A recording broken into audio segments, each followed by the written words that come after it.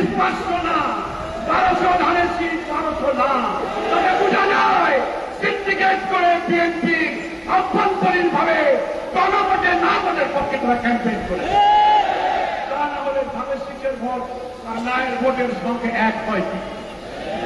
এখন নির্বাচনের পরে টকশোতে অনেক বুদ্ধিজীবীর কথা কথিত ফেক সাংবাদিক নামের কিছু বুদ্ধিজীবীরা সরকারের দালালি করে প্রশ্ন তুলছেন জুলাই সনদে যা যা স্বাক্ষরিত, যা যা ঐক্যমত, সেইগুলো সবকিছু সরকার মানতে বাধ্য নয়। মনে রাখবেন, সংখ্যাগরিষ্ঠতার জোরে যদি আবার এই বিপুল গণভোটে হারা জয়যুক্ত হওয়ার পরে জুলাইয়ের রক্তের সাথে বেইমানি করে জুলাই সনদের ভিত্তিতে নতুন বাংলাদেশে বিদ্যমান রাষ্ট্র সংস্কার করে নতুন রাষ্ট্রের কাঠামো যদি তারা না হয়, আরেকটি জুলাইয়ের তৈরি হবে কিন্তু